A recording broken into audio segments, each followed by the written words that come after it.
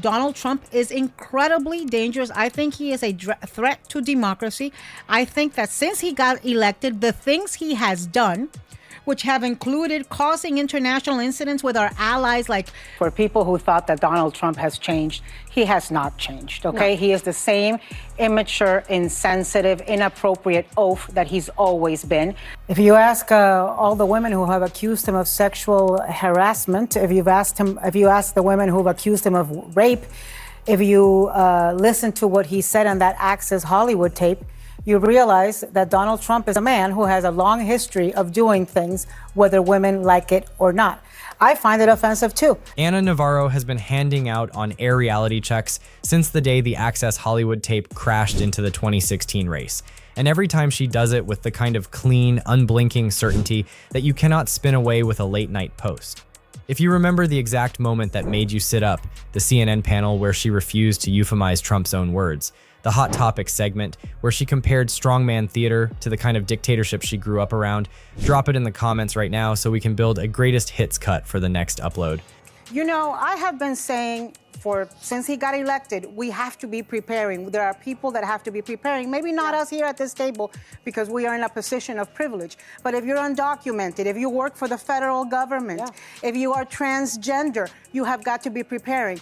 And and everything he's been promising, he did. I honestly thought, and the one thing that really did kind of take me by surprise, and it shouldn't have, were these January 6th pardons. Because I think it is such a gross, inexcusable, unjustifiable betrayal of police. Your clips, your timestamps, your receipts. Subscribe if you support Ana Navarro, and do not forget to like the video. Start where the Navarro legend went national.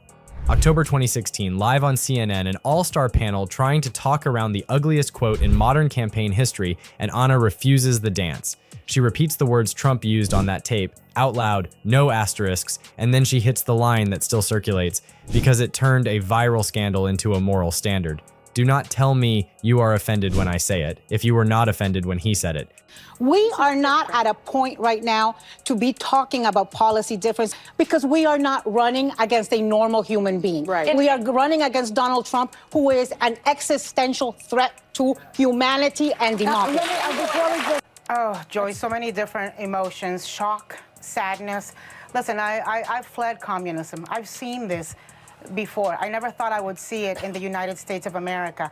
And I was so struck by the irony that Republicans, pro-Trump Republicans, have spent months telling us Democrats would turn America into Venezuela. Instead, it is Donald Trump who has turned America into Venezuela, a place where dictators try to perpetuate themselves in power by using mobs to threaten and attack their opponents. And Joy, I have got to say this, I'm livid. I am livid at all of those Republicans who have spent 4 years enabling, normalizing, legitimizing, emboldening Donald Trump, and who all of a sudden have woken up from their 4-year fever. You're not going to erase in 4 days what you have done in 4 years. She did not run for president. He did. That is the point. That is the opening bell for the Navarro style. She strips away the euphemisms that let power escape, and she hands the language back to the audience exactly as they heard it the first time. Then she names the cowardice that tries to pretend it was just locker room talk. That clip is still the cleanest blueprint for how to handle a manufactured outrage cycle. You repeat the truth, you refuse the pretend shock, and you force the people protecting the behavior to defend it on the record. Look, I don't know what it's going to take because really it should have happened weeks ago. States are beginning to certify their results. Electors vote in a couple of weeks. But you know, Whoopi, I keep talking about history and how history is going to judge this.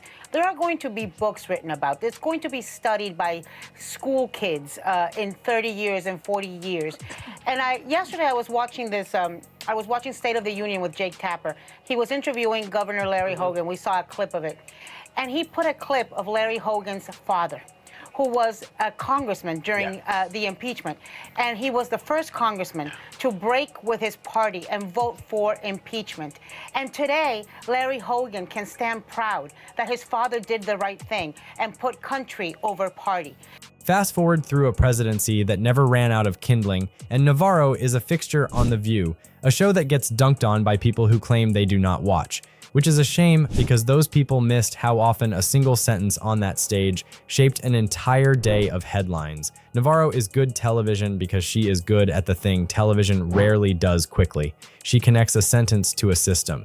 When Trump toys with the idea of a military parade to flex on his enemies. Republicans are so good at coming after Latinos. I mean, they go to our WhatsApp, they go to our Spanish stations, they throw in the trigger words like socialism and authoritarianism. Why are the Democrats falling behind? Why are the Democrats not coming after us? Listen, I think, first of all, they take it for granted, right? I think a lot of people thought, they're not going to vote for Donald Trump. That's the alternative. Of course they're going to vote for the Democrats, and that's not the way to do it. Also, people need to understand, and I don't know how long we have to say this, you can't show up 6 weeks before an election. And then you have to show up, and this is the same for African Americans, for Latinos, for any group. Put in the group name. Don't show up at the last minute and expect to gain the... And they have to fight hard against this socialism, communism type of label. She does not get lost in the costume. She says, leave that to dictators. This country is not built for leaders who need tanks to feel tall. When surrogates try to rebrand cruelty as policy, she flicks the label off with a bilingual sentence that lands in both languages at once because she knows exactly who is on the other side of the lens. She is not auditioning for a dinner party. She is talking to a country that has seen this movie before, only with different uniforms. I've seen this movie before. And so, Rupert Murdoch doesn't matter, GOP donors don't matter, elected officials don't matter. What matters and who's going to make the decisions are Republican-based voters who voted for Trump before. So I'll tell you this, I made the mistake, and many other Republicans made the mistake in 2016 of not taking Trump seriously. I'm not making that mistake twice. I gotta tell you all, don't get numb to it. Don't laugh about it. Don't get tired of it. We beat him once, we can beat him twice if we have to. Because he belongs in the big house, not the White House. And under no circumstance can Americans get exhausted and not fight hard as hell. So this guy is nowhere near the presidency ever. The reason her hits land is simple. Navarro has a lived reference point for authoritarian style, and she does not treat that word like a metaphor. She has watched the slow corrosion up close, how fear is packaged as order, how spectacle excuses incompetence, how lies become patriotic as long as they flatter the man at the center of the camera shot. So when she hears an American politician telling the press to shut up, promising retribution lists, floating showy parades, or smearing entire communities as threats... I already heard one American carnage speech. That's enough for me for one lifetime. I don't need to hear a second one. I think Donald Trump is incredibly dangerous. I think he is a threat to democracy. I think that since he got elected, the things he has done, which have included causing international incidents with our allies like Denmark and Greenland and Panama and Canada and Mexico, which have included putting woefully unqualified people who are just rubber stamps to him, like Pete Hegseth, like RFK, into cabinet positions, Tulsi Gabbard. The things he has been saying about putting Liz Cheney in jail, the things, his retribution, the things he has been saying and doing, the unethical aspect of calling Justice Alito, right before sending a case to the Supreme Court. I don't need to wait till January 20th, 12:01 in the afternoon to know who Donald Trump is. I've had 9 years of the man. I know exactly who he is, and he's not going to change, and neither am I. And so I don't want to be part of normalizing that. I don't think it's good for my mental health, just talking about it. She does not need a weekend retreat to decide how she feels. She calls it what it is. That clarity short-circuits the game where everyone pretends not to know the stakes. It also guarantees the reaction you have seen 100 times. Trump rants at the show, he insults the hosts in bulk and tries to drag the segment into the culture war meat grinder. The White House throws a statement at entertainment reporters, which is always funny because it tells you they know exactly where the audience actually is in the middle of the day. Listen, he says he's not going to see eye to eye with Trump on January 6th. He's lucky he still has eyes, because if that mob of insurrectionists and terrorists had their wishes, today, well, you know, this week would be the 6-month anniversary of Michael Pence's hanging. They wanted to hang him. I think the American people are never going to forget the chance of hang Mike Pence. It's no coincidence that he's making this speech in New Hampshire, the first in the nation state, a crucial state in any presidential primary. I think it's obvious that Republicans think that in order to win a primary, they've got to be on Trump's good side. I don't understand it. Trump is more and more irrelevant by the day. This week, he had to shut down his blog. He was getting getting less than 15,000 interactions a day. Literally, if I post a picture of my dog Cha-Cha, I get more likes and interactions than that. So I don't understand why they keep worshiping at the altar of Trump, who is every day more of a golfer and professional wedding crasher than an influential politician. Navarro reads the statement on air and does what she did in 2016. She refuses to blink. Let us talk about what qualifies as a bombshell in this era, because the word gets abused until it loses all flavor. A bombshell is not just a fresh fact, it is a frame that cannot be unheard. In late September this year, Navarro drew a straight line between how Trump wants power to look and how power actually behaves in countries that fear their citizens. I think they should have you moderate the debate, dressed as a nun, holding a ruler in your hand and just striking it back and forth. On HBO. Listen, it was awful. It was awful. It was pathetic. It was embarrassing. It was painful to watch. And if you didn't already believe before watching that debate that Trump lacks the basic qualifications and character to be president, then surely you believed it after watching that debate. He showed no restraint. He showed no respect. And it really ticks me off, because this is such a pillar of democracy. And so many Americans tuned in wanting to hear policies and a real civil debate and ideas and a plan for how we're going to get out of this crisis. She did not shout. She did not uncork a new scandal. She made an old point with a new urgency. Dictatorships dress insecurity up as strength and call it patriotism. She said it on live broadcast in the middle of a week when the White House was celebrating a string of talking points and trying to turn the page. Within hours, the White House blasted her as brain-numbingly dumb in a formal statement. You only send out a statement like that when you are afraid the frame is going to stick. And it did, because viewers who were half listening during errands snapped to attention when someone on TV used the word dictatorship without winking. Look, Donald Trump won the electoral vote. He won. He's going to win the House. He won the Senate. For all effects and purposes, he's got the Supreme Court. They've given him immunity. This is what the country voted for. This is, a lot of people thought that when he talked about mass deportations, he wasn't being serious. I don't know how many times he had to say it for people to realize he was being serious. Well, if you thought he wasn't being serious, the appointment of Tom Homan today as border czar, and he will be in charge of a mass deportation program, the largest the country has ever seen, they say. And now Stephen Miller, as deputy chief of staff, should let you know that he was absolutely serious. And when you talk about mass deportations, people think, oh, it's just going to be the criminals. There's not enough criminals, aliens in the federal prison system for it to be mass deportations. What it means is grandmothers. What it means is brothers and aunts. What it means is abuelos y abuelas. It means dreamers. It means your family members. It means your colleagues. It means your friends. It means people who are part of the society. And look, America, those of you who voted for Trump, this is what you wanted. This is what you voted for. You screwed around and you're about to find out. There is a pattern here that repeats so often you could set your watch by it. Navarro hits a line that crystallizes what people are feeling but have not named yet. Trump responds by making the story about her rather than the behavior she described. The coverage splits into two lanes. One lane reruns her line, the other lane prints his insult. Guess which lane gets replayed in kitchens? Guess which lane makes quiet Republicans text each other a private agreement they will not say in public? What he should be doing right now is putting out tweets saying, I thank the heroic first responders. I thank the countries of Canada and Mexico and all the others who've helped. I thank the surrounding states that have sent help. I have talked to Governor Newsom. I have talked to Mayor Bass. I have told them that my administration in 7 days will be ready to supply everything and anything that California needs.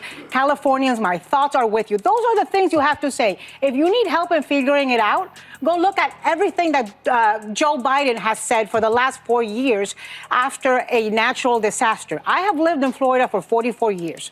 I have seen so many hurricanes. You know what somebody wants at that time, a citizen? You want to see your federal government, your state government, your city government working seamlessly with each other, like I saw with Joe Biden, Ron DeSantis, and Daniela Levine Cava, the mayor, after the Surfside building collapse. Yes. When we had that picture of Joe Biden sitting there next to Ron DeSantis saying to him, what do you need? What can I do for you? And so that is what he has to do. He has not changed. He will not change. All of those people thinking he has, I don't know what you're smoking. I'd like some of it, please. The insult lane gets the dopamine rush. The frame lane gets the memory. Navarro's superpower is that she understands which lane matters by dinner time. You saw the same dynamic when she waded into the Florida detention spectacle and called the gawking what it was. Racist, not coded, not culture war, not political. Racist. People heard it, clipped it, and sent it to relatives who needed to see someone name a thing they were trying to downplay as a tourist activity. Everything Trump has to offer the American people is fear. That's what his campaign is sowing in the hearts of Americans. Fear. Fear of lawlessness, fear of socialism, fear of ballots, fear of election results, fear of the transition. So this is another attempt at voter suppression. This is another attempt at making Americans fearful of what will happen if he doesn't get elected. This is another attempt of driving people to the vote, some people to the votes out of fear, and keeping some people from voting out of fear.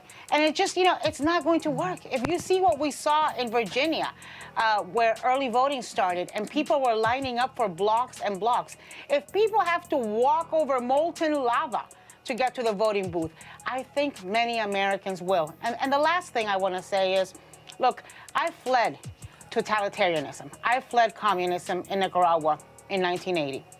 Where I have heard this kind of talk and where I have seen unelected and elected leaders try to perpetuate themselves in power is in places like Cuba, where the Castros have been in power for over 60 years, in places like Venezuela with Hugo Chavez, in places like Nicaragua with Ortega and with Somoza. It's dictatorships that behave this way. It's dictators that behave this way. And this is what Donald Trump is trying to emulate. The White House fired back again because the comms team lives in the belief that every story is a force of will away from disappearance. A statement can bully a segment off the screen for a day. It cannot erase the fact that people learned a phrase that fits when they see their neighbors turning human misery into a day trip selfie. Once that association forms, you do not need a pundit. You have a reflex. You see a phone raised at the fence, and you think of Navarro saying the quiet part calmly. Look, I think there's no secret in that, right? We see it in every early morning tweet full of capitalized letters and exclamation points. This Russia investigation is something that is deep inside Donald Trump's head and that upsets him terribly. So I'm not surprised that he would be embarrassed by it and that he would bring it up with world leaders. But I would tell you, there's so many things for Donald Trump to be embarrassed by. This should be the least of them. He should be embarrassed he endorsed an alleged pedophile. He should be embarrassed he had a domestic abuser working a few feet from the Oval Office. He should be embarrassed he's got a communications counselor who makes jokes about somebody facing down a terminal illness. He should be embarrassed that he said over 3,000 lies as president. So I would say, listen, in the list of things you should be embarrassed about, the fact that there is an investigation about the integrity of our democracy and our elections and our institutions should be the least of your problems. Here is your early nudge. If you value the kind of narration that stitches these moments into a story without wasting your time, subscribe right now and drop one line that you think belongs in the top 10 Navarro highlights reel. We will take the most upvoted 5 and cut a short for the weekend. Another reason Navarro's hits penetrate is that she is not content to wage this fight in English only. When she runs the Latino Trumpers segment and asks how a community can vote for policies that will stalk their own families with raids and neighborhood checks, she is not performing for applause. She is breaking a spell. They knew exactly who he was because they told us. We've got the video. Lindsey Graham knew who he was, and Ted Cruz knew who he was, and Marco Rubio knew who he was. And all of them looked the other way and played stupid and were accomplices because they liked his Cuba policy, or because he moved the embassy in Israel, or because they liked his abortion policy, or his judicial nominations. And they were willing to look the other way and embrace and legitimize a criminal, a person who is a deranged madman who has threatened the national security and social fiber of America so that they could get the little bones that he threw at them and that they wanted. They don't get to rewrite history. They were on the wrong side of history, and they have been attacking mercilessly. Republicans like Mitt Romney, Republicans like my husband, like myself, for 4 years, telling us that we compromised, that we were sellouts. No, you sold your souls out. You sold your souls out to support a criminal, and you're going to have to live with that. You are going to have to live with that the rest of your lives. There is nothing you're going to say in the next 13 days that's going to erase what's happened in the 4 years. Just imagine what would have happened if they had voted to impeach him instead of what they did, or if they had resigned after Charlottesville instead of waiting till now, 13 days before. So you know what, guys? Well, yeah. You own this. You own this just as much as Donald Trump does. She is reminding people that a talking point about safety becomes a knock at the door when the cameras leave. The clip traveled because the people who needed to hear it recognized their lives in the examples, and the people selling the policies recognized that the code had been cracked in a language they could not filter. It is hard to lie about intent when someone speaks to the audience you were trying to scare in the language you cannot spin. You also get Navarro at her sharpest when she drags complicity out into daylight.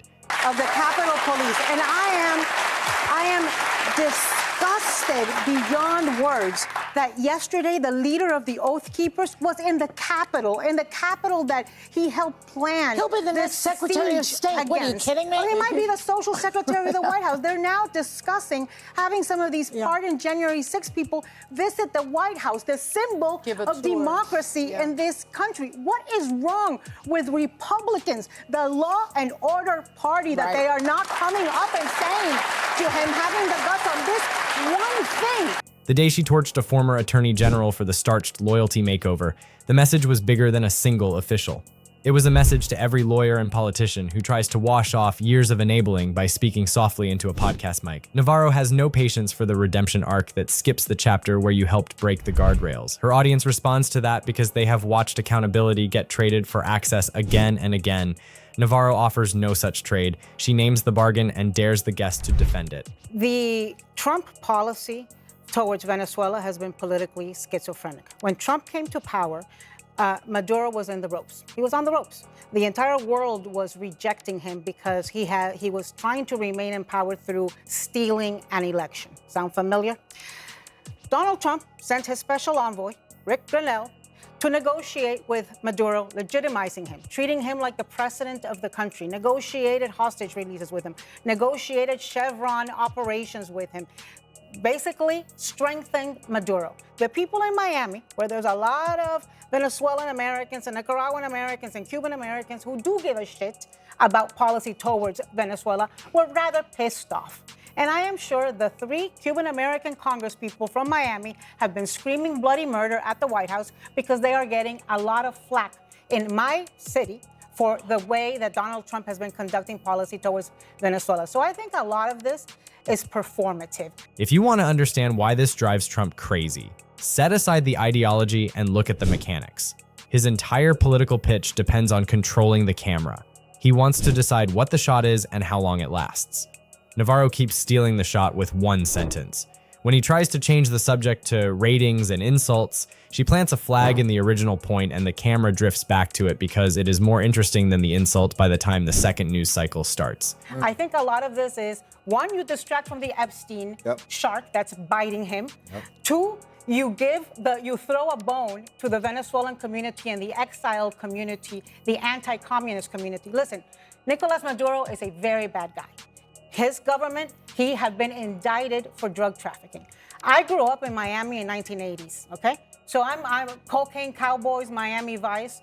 If you think taking out a boat with 11 minions, assuming they were drug traffickers, or assuming they were Tren de Aragua, which is an assumption because we have seen no evidence proving that. If you think taking out minions does anything to decrease drug trade, I urge you to go watch Narcos. These people are expendable. And they could have provided, if captured, information that may have led to the bigger fish. Let me just... She is not a perfect messenger. Nobody is. But in this arena, she is lethal because she is not trying to be clever. She is trying to be clear. Clarity is the one thing a showman cannot outmaneuver once the room has heard it. There is also the 2016 to 2025 through line that makes Navarro's bites feel like a series rather than one-offs. In 2016, she modeled how to respond to a culture-defining tape. Say the words, then say why it matters. Trump policy towards Venezuela. At the same time that he's got Navy boats parked off the coast of Venezuela and is making noises of war and is bombing, taking out 11 civilians in a drug boat, allegedly, whatever. Why do you keep saying terrorists? You don't know that. But at the same time, he's doing that. Our government could say, If Biden says they're terrorists, you're going to believe that? Let me finish my point. At the same time, let me finish my point. But you're telling me I should believe everything that your Let me finish my point. At the same time that he's doing all of that against Venezuela, again, for performative reasons, in my opinion, he is ending TPS, temporary protective status, for hundreds of thousands of Venezuelans who came to this country fleeing Nicolas Maduro and his dictatorship. So which is it? In 2024, she modeled how to accept a result and move forward like an adult, a simple act that felt like rebellion after years of grievance cosplay. In 2025, she keeps pulling the mask off the mini dictatorships that spring up anytime power forgets who it serves. It is not complicated. It is a civics class in a sentence. Voters are not dumb. They remember the person who makes them feel less crazy when the news tries to convince them that the sky is orange if a poll says it might be. I mean, you heard J.D. Vance saying that people need to, quote, stop, quote, getting offended at every little thing. Is this much ado about nothing? There's a bunch of jokes going around the internet about how J.D. Vance had sex with a couch. If he doesn't want to take offense at that, that's his jurisdiction. I'm going to take offense at people calling my community trash. I'm going to take offense at people making jokes about black people. I'm going to take offense at people calling the first woman who might be president a prostitute. I'm going to take offense at all of that. J.D. Vance is free to do whatever he wants. But listen, this idea that this doesn't reflect Donald Trump is simply false. Let us just remember what Donald Trump has been saying for the last few days. He's been throwing around the term about how immigrants have turned America into the trash can of the world. That trash word came out of his trash mouth. And let us remember that Donald Trump treated Puerto Rico like trash. Let us remember the way he threw paper towels at needy people after Hurricane Maria. The second-class response to Maria in comparison to the red states that had gotten hurricanes that same year. We will keep cutting these into clean timelines you can share without a dissertation, because this is the work that actually helps people make sense of the noise. If you are watching on YouTube, please subscribe to America Facticity